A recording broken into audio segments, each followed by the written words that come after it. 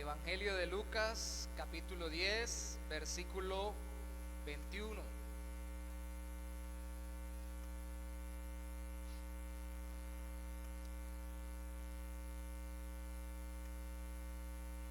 Vamos a leer solo el versículo 21. Dice así la palabra del Señor. En aquella misma hora Jesús se regocijó en el Espíritu y dijo: yo te alabo, oh Padre, Señor del cielo y de la tierra, porque escondiste estas cosas de los sabios y entendidos y las has revelado a los niños. Sí, Padre, porque así te agradó. El inicio de este versículo dice: en aquella misma hora Jesús se regocijó. Hace muchos años Dios me permitió ver una película, ni recuerdo el nombre, ni recuerdo el canal, sobre monjes en un determinado monasterio, y me quedó grabado algo. Tenían un voto en contra de la risa. No se podían reír. No hacían voto de silencio, ni hacían voto de pobreza. No sé si lo hacían, yo no lo recuerdo en la película. Lo único que recuerdo y me quedó grabado era que perseguían las manifestaciones de alegría a través de las risas. Nadie se podía reír. No recuerdo muy bien por qué los castigaban al reírse, si era que la base bíblica sería de pronto Eclesiastés capítulo 2, versículo 2, cuando dice el predicador que la risa enloquece. Obviamente el contexto de Eclesiastés es que el predicador está hablando del dejarse llevar por la búsqueda o el deseo de disfrutar esta vida de forma ilógica, solo por gozar, sin ningún sentido en Dios o sin el temor de Dios. Pero no necesariamente el predicador en Eclesiastés está diciendo que sea malo reírse. De hecho, yo tengo un problema porque yo tengo muchos dientes y una boca grande, y casi siempre cuando río se me nota, a no ser que tenga tapabocas. Una vez un amigo me dijo, y no es mentira, es realidad, me dijo, en Cúcuta, me dijo: pastor, él había entrenado animales. Cuando se acerque a un perrito no le sonría, a no ser que lo conozca mucho, porque ellos por instinto, cuando usted le muestra los dientes, piensan que los va a atacar. Y como yo tengo bastantes, entonces no es que la risa sea mala. Hoy en día hay un movimiento totalmente al contrario, tanto secular como eclesiástico. En lo secular se ha creado el movimiento a nivel, a ver si recuerdo bien el término, neurociencia, no, psicolingüística. ¿Me lo recuerda, Leonardo? ¿Cómo es hoy en día el término que están manejando para hablar de que usted tiene que sonreír tiene que sonreír varias veces en el día para segregar dopamina y todo lo demás? Y le obligan a que usted se ría, le dicen: ríese, ríese, ríese, cada determinado tiempo sonría para que segregue endorfinas y se sienta bien y feliz. Es cierto, estamos de tal forma integrados o hechos por Dios que lo físico repercute en lo emocional y lo emocional en lo físico, o lo interno en lo físico, y a veces es un misterio, creo que la mayoría de las veces, cuando empieza desde un lado y termina en el otro, o cuando lo uno repercute en lo otro. Pero lo que no es cierto es que definitivamente uno viva riéndose tontamente para que se le quite lo que está pensando totalmente. Tiene que también trabajar con su ser interior. Y en las iglesias, hace muchos años llegó un movimiento de la risa santa. ¿Ustedes lo vieron? ¿Lo vivieron? Que era que ustedes tenían que reírse, que era un don del Espíritu Santo, y que usted tenía que, por la obra del Señor, entrar a carcajadas y morirse de risa. Y era el gozo del Espíritu que le había llegado, y la gente literalmente se caía de la risa. Obviamente aquellos que se podían carcajear más fácilmente eran los más ungidos, según ese movimiento. Los extremos son viciosos. Y entonces, porque se han dado esos extremos que distorsionan la realidad de la alegría, no significa que Dios no nos haya hecho para alegrarnos, así como nos ha hecho también para entristecernos. O sea, tenemos una gama emocional muy rica. ¿Cristo estuvo alegre? ¿Cuántos de ustedes se han imaginado a Cristo riéndose? La verdad, la mayoría se lo imaginan con el ceño fruncido, y la mayoría recuerdas cuando hizo azote de cuerdas y sacó a los cambistas del templo. Muchos recordamos cuando regañaba y exhortaba, porque lo hacía y nadie como él para hacerlo. Pero pocos recordamos cuando se alegraba y se gozaba. Es cierto, porque se registra más de lo uno que de lo otro en la Biblia, pero sí hay casos como este, donde dice versículo 21: en aquella misma hora Jesús se regocijó. Y aunque es la misma palabra que aparece en la Reina Valera para el versículo 20 aplicada a los discípulos, no es la misma palabra en el griego. Esta palabra en el griego habla de exultación, o habla de un tipo de alegría que experimentó Cristo, que era sobremanera alegre, se llenó de gozo, se llenó de alegría. Hay una versión bíblica que dice en el español: se sintió inundado de gozo, desbordado de alegría. El término que se utiliza es cuando usted habla en voz alta, o por lo menos se mueve de forma tal que se siente lleno de gozo. Eso le pasó a Cristo, y el ver a nuestro Salvador rebosar de alegría debería alentarnos a vivir alegres como cristianos y a aprovechar la alegría para glorificar a Dios. Nosotros teníamos una canción hace muchos años sacada de Sofonías, en la iglesia donde empezamos el evangelio, que decía: nuestro Dios es Dios alegre, mi Dios es alegre. Sofonías 3:17 me dice que Él se regocija en mí. Taca, taca, tan. Nuestro Dios es Dios alegre. Imagínense lo medio cumbiado, ¿no? Taca, taca, ta. A los latinos nos gusta ese tipo de ritmos, ¿no? Y nos cuesta pensar que Dios se alegre. Pues Dios nos diseñó con una gama emocional que lo refleja a Él, para relacionarnos con Él, y especialmente Cristo la disfrutaba. Entonces siento la tentación de decir, como se decía tradicionalmente en muchas iglesias: ¿cuántos están alegres? ¡Ah! Y no vamos a llegar al extremo de decir, como algunas veces se han dicho en algunas iglesias, esto: levante la mano, el que te alegre; levante la mano el que va para el cielo; levante la mano, ¿qué tal? No vamos a desarrollar ese tipo de dinámicas para que no sea como el reemplazo de la risa santa, pero con música y con aeróbicos. Pero sí tenemos que exhortarnos a alegrarnos. ¿Se acuerdan ustedes cuando el pueblo de Israel regresó a su tierra prometida, y cuando Esdras leyó el libro de la ley, todos lloraron? Y era bueno que lloraran, porque estaban cayendo en cuenta de la ley que habían dejado de vivir, los mandamientos del Señor, y se estaban arrepintiendo de sus pecados. Pero inmediatamente Dios les dice a través del profeta, del hombre de Dios, les dice: no lloren, gócense. La orden es: alégrense.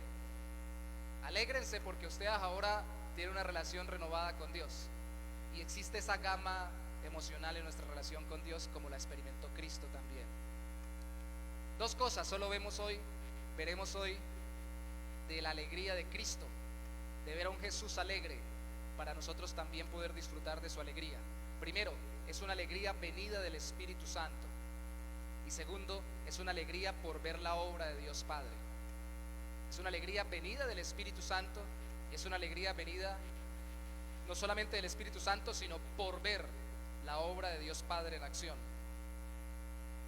Vaya conmigo a Lucas capítulo 1, sin perder el capítulo 10.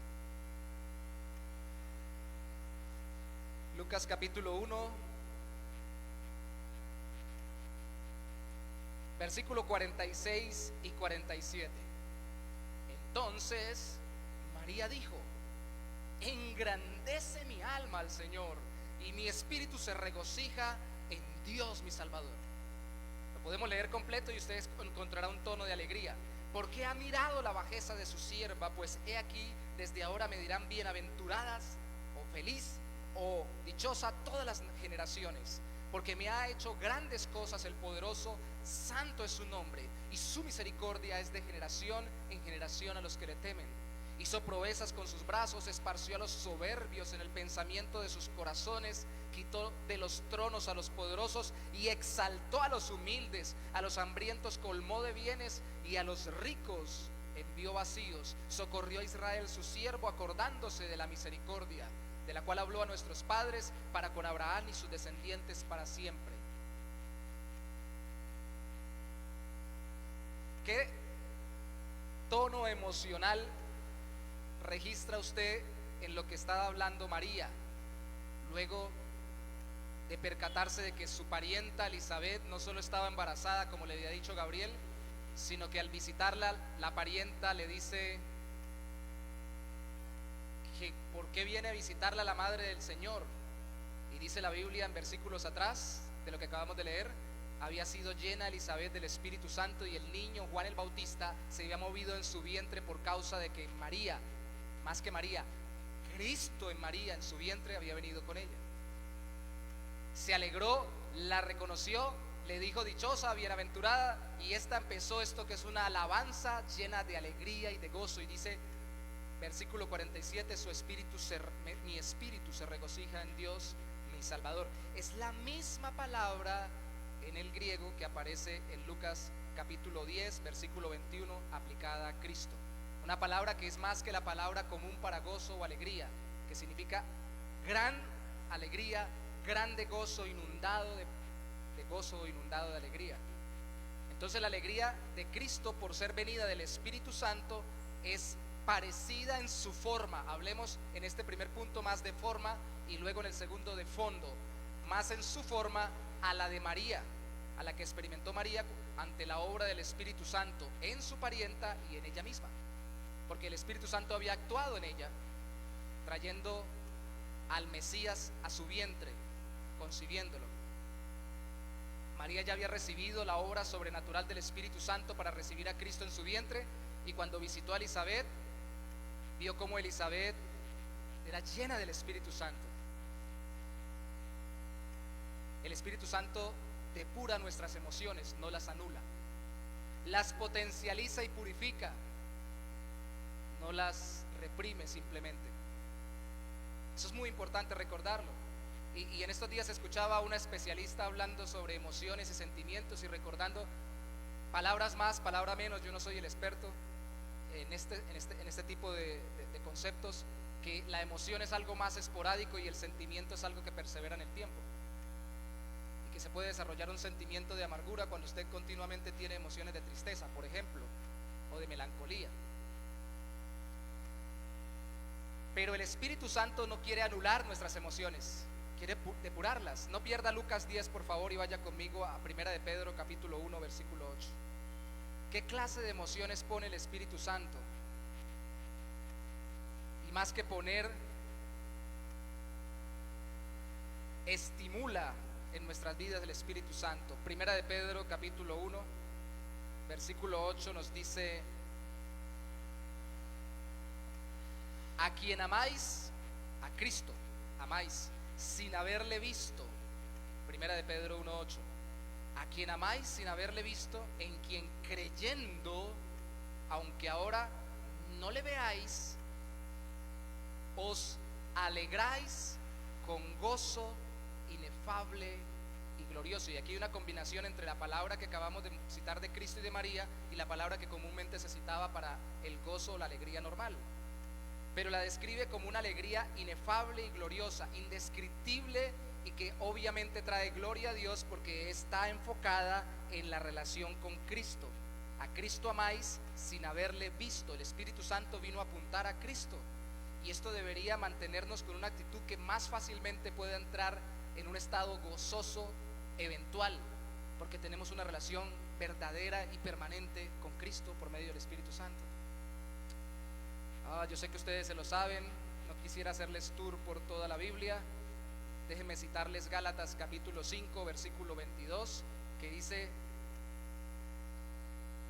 el fruto, o más el fruto del Espíritu, el Espíritu Santo, es amor, gozo, paz, paciencia, benignidad, bondad, fe, mansedumbre, templanza o dominio propio. Benignidad, hablábamos con los hermanos que nos reuníamos en esta semana para hablar sobre la relación matrimonial. Nos reunimos el viernes, están cordialmente invitados todos para que nos reunamos viernes a las 8 sobre los dones del Espíritu Santo, y nos dividimos el estudiarlos para verlos en nuestra relación de pareja. Y hay palabras como benignidad que uno dice eso no es lo mismo que bondad. Algunas versiones bíblicas lo traducen amabilidad. Y déjeme decirle, aprovechando lo de la relación de pareja, que es una relación de compañerismo, que algo que falta mucho en medio de las relaciones de pareja muchas veces es la amabilidad, y eso es un fruto del Espíritu Santo. Pero también se malinterpreta el gozo. Este gozo es el gozo más tradicional o permanente, pero es un gozo básico que da el Espíritu Santo por la relación con Cristo, y que permite que haya momentos de exultación o de gran alegría sobremanera cuando nos profundizamos en la relación que tenemos con Cristo. Y eso es lo que hace el Espíritu Santo.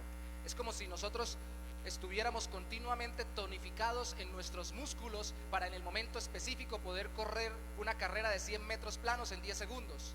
No la estamos corriendo todo el tiempo, pero estamos suficientemente tonificados todos los días por la relación que tengamos con el gimnasio, que cuando nos toque correr, corremos. Y por la relación que tenemos con Dios, por la obra del Espíritu Santo que mora en nosotros, vive tonificando nuestra alegría en Cristo, para que cuando sea necesario explotemos para llenar nuestro corazón, henchir nuestro corazón de alegría en cualquier momento frente a cualquier situación difícil.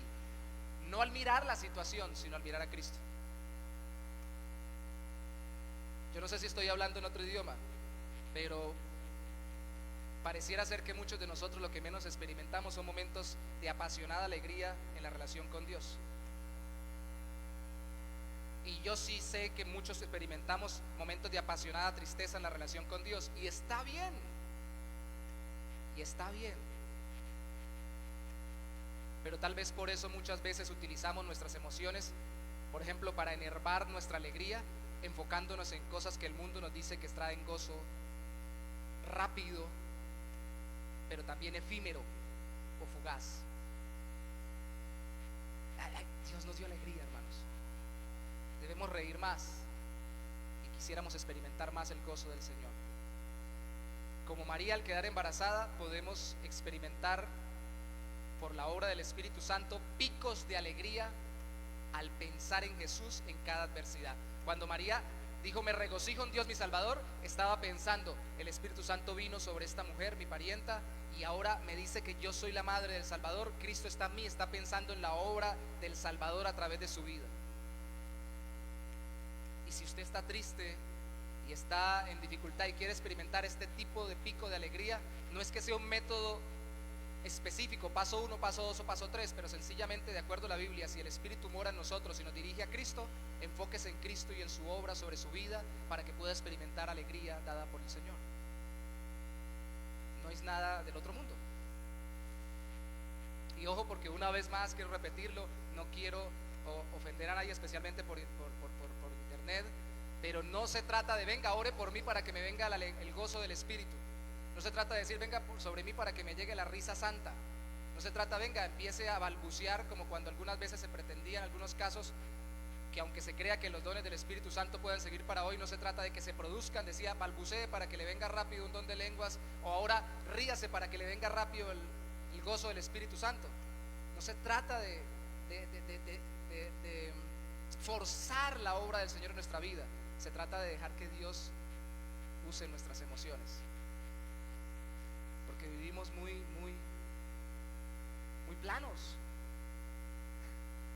planos emocionalmente, ¿cierto? Muy planos. Y a veces por ahí a algún hermano se le sale un gloria a Dios, un aleluya, de pronto, tal vez por el contexto eclesiástico donde viene, y entonces todos volteamos a mirar qué pasó. ¿Qué le pasó? Hermanos, sí, hay unos que somos más emotivos que otros, pero no significa que incluso en nuestra gama de emotividad no podamos experimentar dentro de esa gama que manejamos exaltaciones de ánimo o exultación o llenarnos de gozo. Podemos hacerlo. Esto suena muy motivacional hoy, ¿cierto?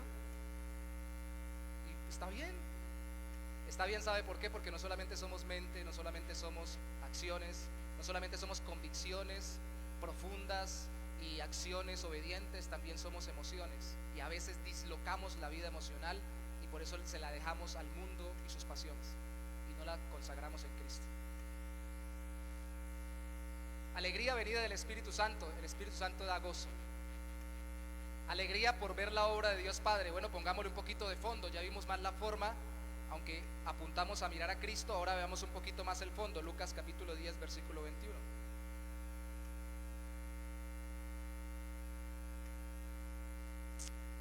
Dice, repito el versículo que leímos: en aquella misma hora Jesús se regocijó en el Espíritu y dijo: yo te alabo, oh Padre, Señor del cielo y de la tierra, porque escondiste estas cosas de los sabios y entendidos y las has revelado a los niños. Sí, Padre, porque así te agradó. En su efusividad y alegría, Cristo da la razón. Su alegría le lleva a alabar al Señor y a decir por qué está alegre, porque ve que el Señor escondió muchas cosas de su obra, de los sabios y entendidos según el mundo, y las ha revelado a los niños, que quiere decir a los que son menos entendidos según el mundo o menos capaces. Esa dinámica de Dios Padre de llevarle la contraria a la lógica mundana, no humana, sino más bien mundana, de querer ensoberbecerse o enorgullecerse por sus capacidades y más bien revelarse o mostrarse a aquellos que pareciera que nunca pudieran conocer a Dios y recibir algo de Dios, es algo que les llena de alegría a Cristo. Y eso no solamente es con Cristo. Lea al final del capítulo 11 de la carta del apóstol Pablo a los Romanos, y él termina diciendo: oh profundidad de las riquezas y la sabiduría de Dios, cuán insondables son tus juicios e inescrutables tus caminos. Él no puede seguir diciendo cómo Dios ha hecho la salvación de tal forma que con la desobediencia de los judíos terminó revelándose a los gentiles, y que con la desobediencia luego de los gentiles termina revelándose a los judíos que antes no habían querido obedecerle. Que al ver la forma como Dios actúa, como el Padre obra, se llena de alegría. ¡Wow! Esto es espectacular.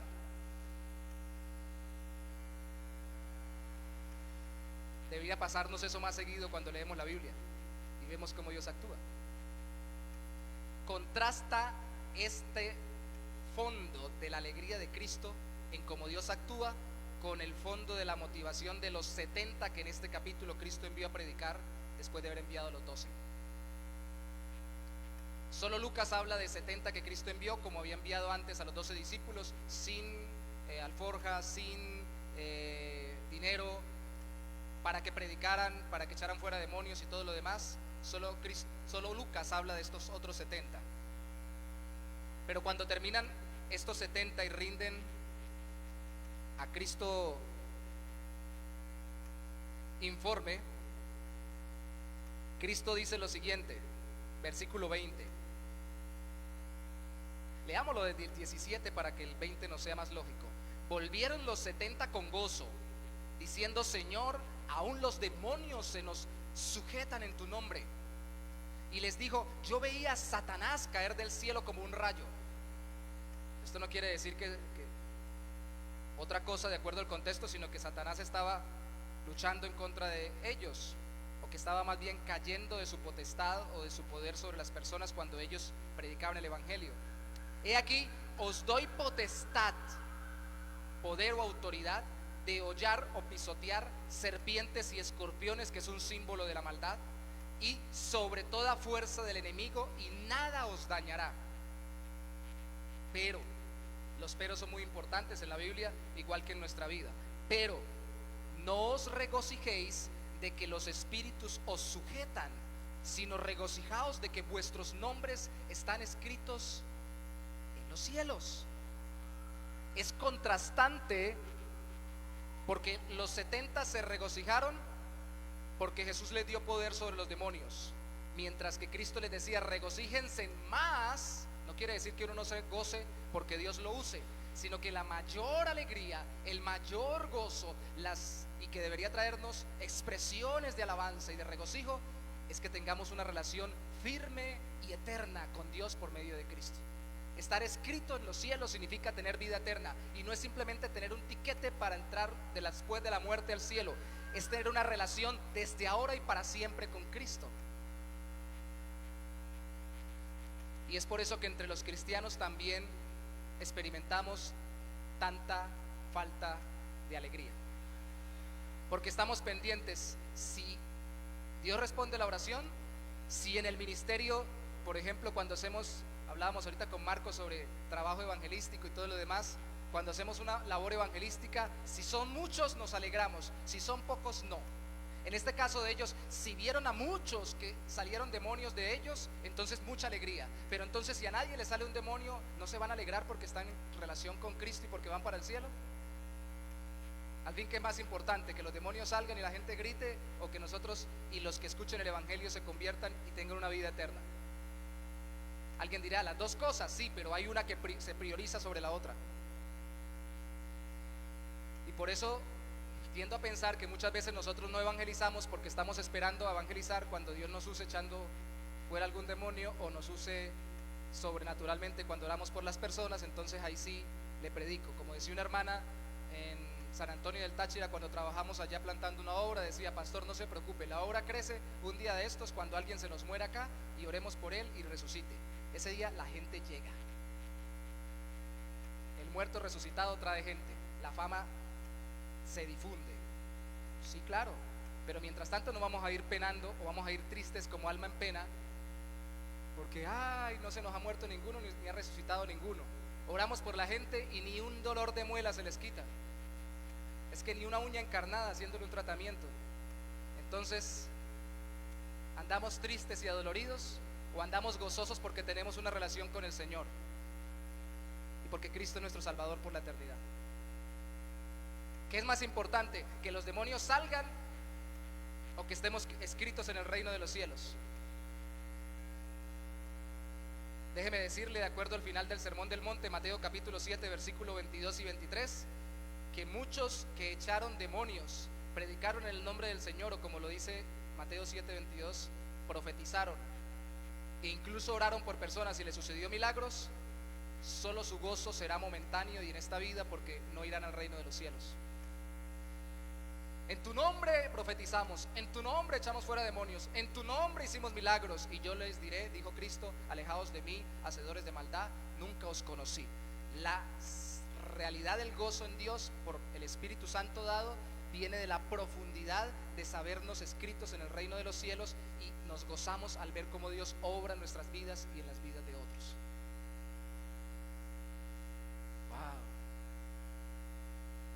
Es bonito el ministerio. ¿Sabe por qué es bonito el ministerio? Porque aunque lo más duro del ministerio es tratar con la gente y que la gente trate con uno, lo más hermoso del ministerio es tratar con la gente y que la gente trate con uno, porque uno ve cómo Dios va obrando en la vida de las personas. Entonces yo puedo estar muy triste porque tengo este problema en lo personal, en lo laboral, esta situación difícil en lo marital, en lo emocional, en lo físico, pero veo cómo Dios empieza a actuar en una vida, y cómo empieza a comprender el evangelio, y cómo empieza a encontrar paz en el Señor, o a sentirse perdonado, o a verse restaurado, a reconocer sus pecados. Y yo digo, esto vale todo la pena. Está llena la Biblia de gozo. ¿O qué? Las parábolas que vamos a ver después también en Lucas, que Cristo pone para el gozo de cuando un alma se convierte, no nos hablan de gozo. El hijo pródigo, cuando lo veamos, no se alegró y le dijo el padre: alégrense todos porque ha regresado este hijo que estaba muerto. No hay alegría cuando la mujer encuentra, y lo veremos luego en esta serie, la moneda perdida. No hay gozo cuando el pastor recupera la oveja que se había descarriado y se había ido. No hay alegría. Mire todas esas parábolas y se da cuenta que hay alegría. Un alma se está restaurando, una vida está cambiando, y hay alegría. Es por eso que Pablo predicaba donde predicaba, iba hasta donde iba, porque le alegraba todo eso más que los naufragios, las apedreadas, las encarceladas que sufría. Y una sola alma siendo libre de su pecado y sabiéndose perdonada y caminando con Cristo, vale más la pena que muchas de las otras cosas que podamos obtener en esta tierra. Es por eso que podemos lidiar con situaciones difíciles de salud, maritales, familiares, emocionales difíciles, porque vemos a Cristo obrando en nuestro corazón y nos gozamos. Y alguien hasta nos podría decir locos. Yo trato de no utilizar los términos a la ligera, pero voy a decirlo como lo hacen a la ligera normalmente en el mundo. Y aquí está Leonardo para que me regañe. Hasta nos pueden decir bipolares, porque pareciera que tenemos tanta alegría y del rato tanta tristeza. Pues déjeme decirle que algo así pasaba con Cristo, porque no hay una alegría tan profunda como la de ver cómo Dios actúa en las vidas de las personas, y al mismo tiempo no hay una tristeza tan profunda como la de ver cómo las personas rechazan a Cristo y no caminan con Él. Usted no ha escuchado, por favor búsquese un sermón si no estoy mal, una parte de un sermón de David Wilkerson en internet, el que le sacaron la película de La Cruz y el Puñal, el que le predicó a Nicky Cruz. El hombre ya murió. Búsquelo, un video que dice angustia, y una cosa que dice muy importante de David Wilkerson es: ya no oramos con angustia por las almas que se están perdiendo. Pues si no nos gozamos cuando uno se salva, pues tampoco nos angustiamos cuando lo rechazan a Cristo. Así es sencillo. Vivimos ahí como tan planos, y por eso cuando oramos por la salvación de las personas no pareciera que realmente nos importaran, porque realmente no valoramos lo que Dios está haciendo en las personas cuando Dios está actuando en las personas, ni nos alegramos.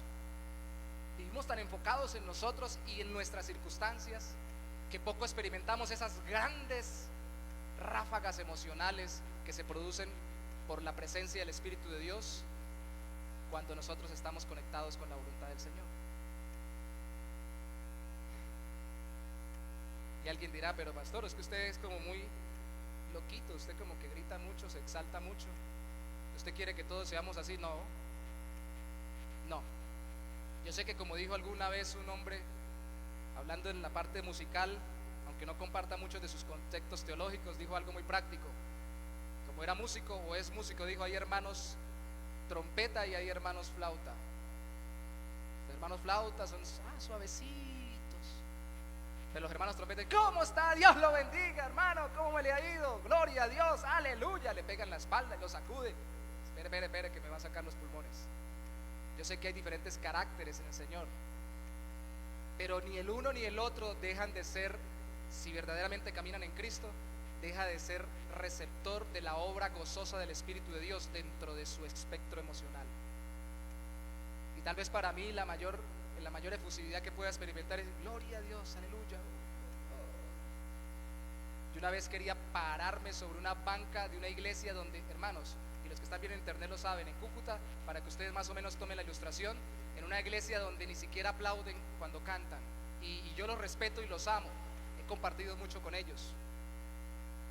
Son muy tranquilos, solo himnario, pero trajeron un predicador que me volvió loco, porque empezó a predicar sobre la inmutabilidad de Dios, y cuando me mostró a Dios tan glorioso y tan poderoso por su palabra, guiado por el Espíritu Santo, el predicador estaba llorando y yo quería pararme en la silla a gritar.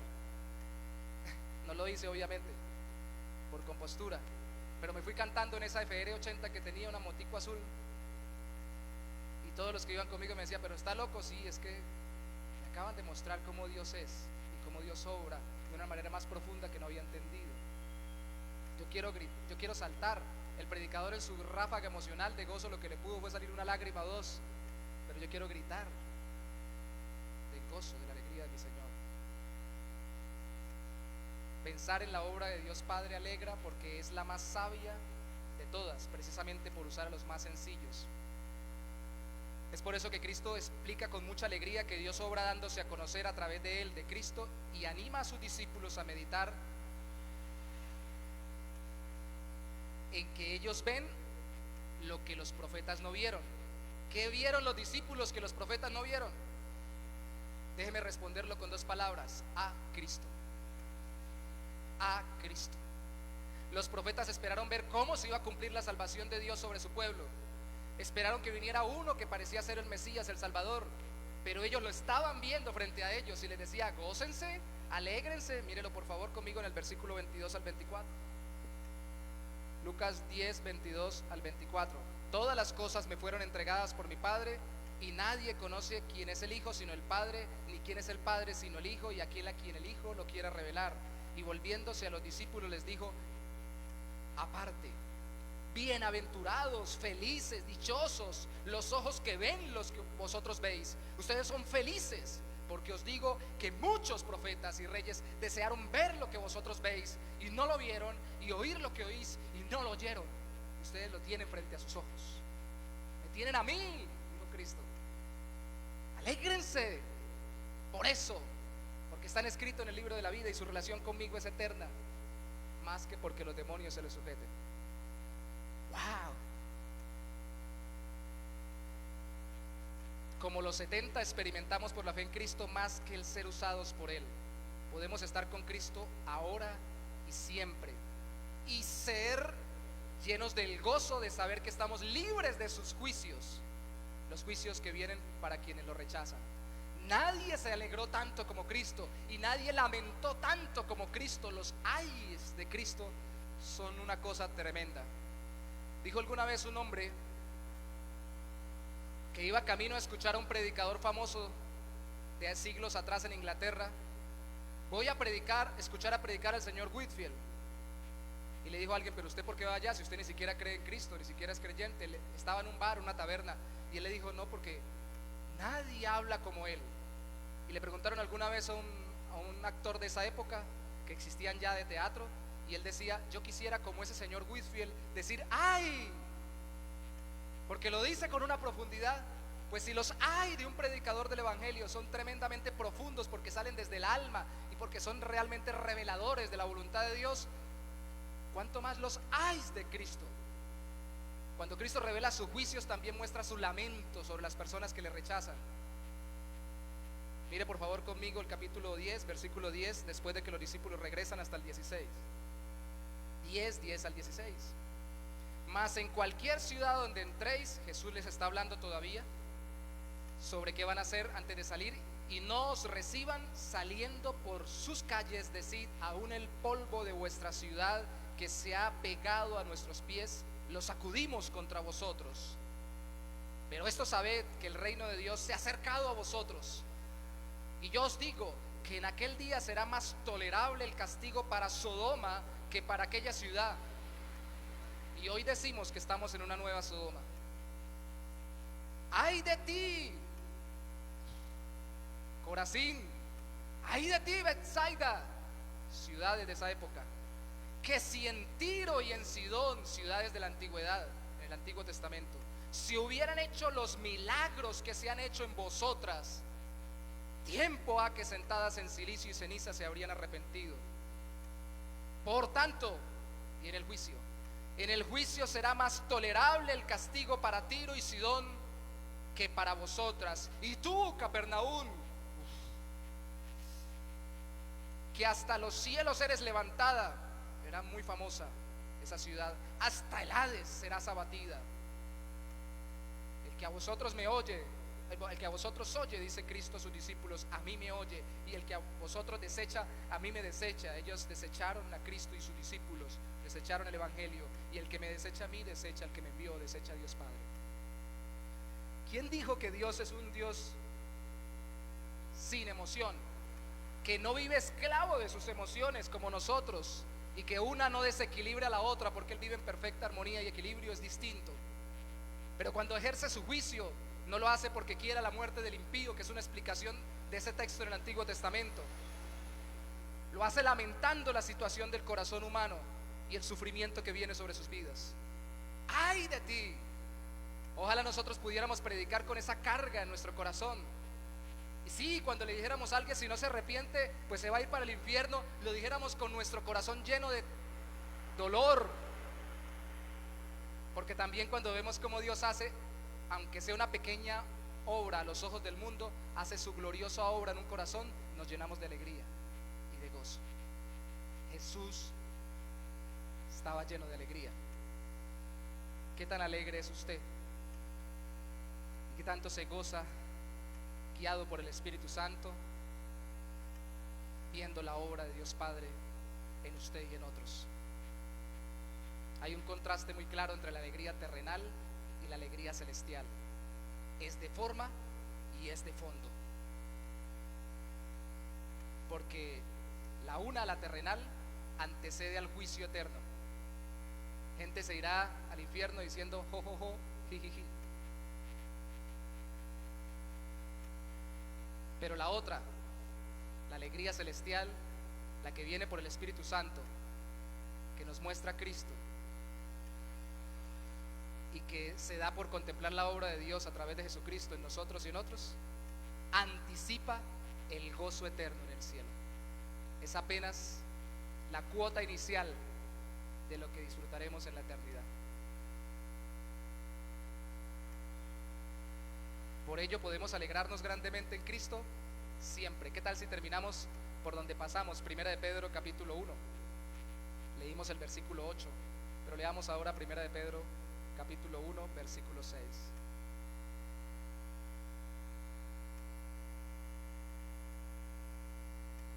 En lo cual, en la esperanza viva de la salvación en Cristo, en lo cual, Primera de Pedro 1:6, vosotros os alegráis, aunque ahora en sus vidas, por un poco de tiempo, no vivimos mucho, hermanos, ya no estamos pasando mucho de los 100, si es necesario, tengáis que ser afligidos en diversas pruebas. ¿Cómo así? Yo soy afligido y al mismo tiempo me alegro. ¡Claro! Porque ¿quién no es afligido en este mundo de alguna forma y de alguna manera? Este mundo no es perfecto, yo lo sé, lo sabe Dios, lo enseña en su palabra, pero sí nos puede dar una alegría profunda, estable, que puede explotar o brotar en picos de gozo al contemplar a Cristo y su obra en nosotros y en los demás por la guía del Espíritu Santo, si dejamos de centrarnos o de permanecer mirando las diversas pruebas y nos alegramos en Cristo y miramos a Cristo. Sí podemos vivir con alegría siempre, y hay un estado emocional que podemos tener continuo, un gozo permanente, aún en medio de las lágrimas y en medio del dolor, que puede explotar en cualquier momento en grandes ráfagas de alegría. ¿Qué tal si nos ponemos sobre nuestros pies, por favor, para orar?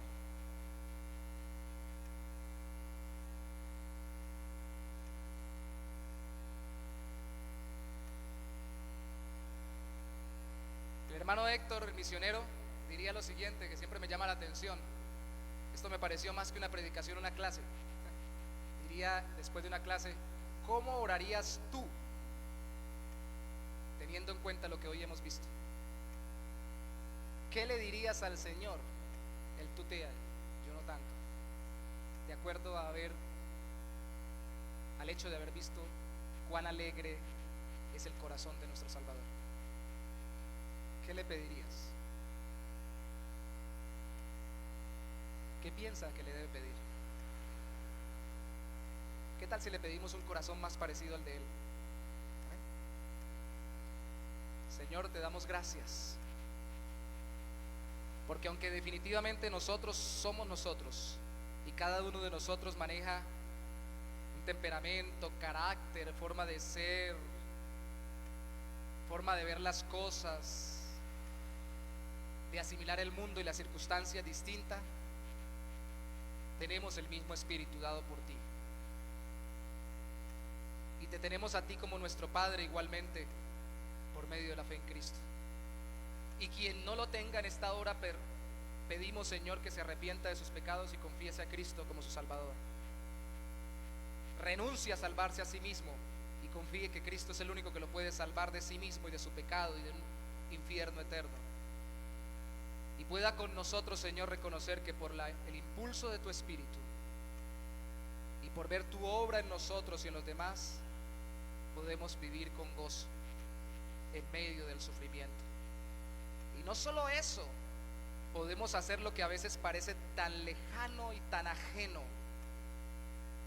tan como de otros y nunca de nosotros, el poder estallar de gozo y de alegría en cualquier circunstancia, en medio de cualquier tiempo, en medio de cualquier lugar, al contemplar a Cristo y al contemplarte a ti obrando por medio de la fe en Cristo. en nuestra familia, en nuestra pareja, en nuestro hogar, en nuestro trabajo, en nuestra iglesia, en nuestra ciudad, en nuestro entorno, en nuestro mundo. Podemos verte a ti, Señor, actuar y decir: te alabo, Padre, porque escondiste estas cosas de los sabios y las has revelado a los niños. Wow, yo no tengo que ser el más inteligente, no tengo que ser el más capacitado, no tengo que ser el más estructurado ni el que tenga más recursos. Yo solo tengo que mirar cómo tú obras y ver cómo lo haces en mí. Y wow, puedo alegrarme, puedo gozarme, puedo decir: te alabo, Padre, te alabo. Puedo decir con gozo y con alegría: gracias. Puedo decirte: Señor, no me importa si el mundo se cae sobre mí o debajo de mí, no importa si se abre la tierra o las estrellas se me vienen encima, el mismo universo que tú creaste no puede quitarme el gozo, Señor, que tú me has dado por la relación contigo en Cristo Jesús. Señor, me puedo sentar en medio del problema más grande, como dijo el salmista, y ahora lo entiendo mejor: tú aderezas mesa delante de mí en presencia de mis angustiadores. Me puedo sentar a comer en tu presencia y alegrarme y gozarme y decir: bendito sea tu nombre, aunque me estén persiguiendo para matarme. Qué bendición tan grande, Señor, qué alegría tan inefable. Ayúdanos, Señor, a gozarnos y a explotar de gozo en momentos específicos en comunión contigo, más que lo que hacemos con cosas o actividades normales o regulares en nuestro mundo y en nuestro tiempo, porque lo uno nos dará fuerza para afrontar lo otro y no idolatrar lo otro. La alegría en tu presencia, Señor, da estabilidad para no caer en idolatría de las alegrías flacas, débiles y efímeras que me ofrece el mundo, de cualquier tipo, Señor. A veces espero más de las personas que de ti, de las circunstancias que de ti, Señor, y hay gozo en ti. Oh, de razón David pudo decir cuando pecó: devuélveme el gozo de tu salvación, porque la tristeza del corazón creyente que ha pecado y caído no es tanto iré para el infierno, es no disfrutaré la comunión con mi Señor, porque definitivamente tengo la asegurada la eternidad en Cristo, pero quiero disfrutar de esa relación con Cristo ahora y para siempre. Qué hermosura, Señor, qué bello, Señor, qué hermoso. Te pedimos: danos un corazón más como el de nuestro Señor, oh Padre, como el de Cristo, corazón que se alegre, que más bien la gente se sorprenda y cuando nos vea diga: ¿y usted por qué sigue alegre si tiene tanta dificultad?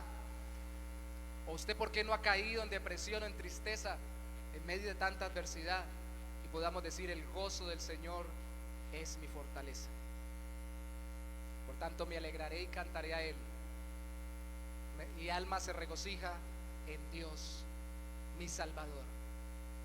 Te bendecimos hoy, Señor, y te pido que mis hermanos y a mí nos des un corazón lleno de gozo y de alegría, lleno de exaltación en tu presencia, de exaltación a ti y de exultación, oh inundado sobremanera de gozo por la obra de tu Espíritu. El fruto de tu Espíritu, el gozo, nos inunde, Señor. Gracias por mis hermanos, provéelos, guíales, oriéntales en esta semana y que estén llenos de alegría y que puedan verlo en su vida práctica, en el nombre de Jesús. Amén y amén.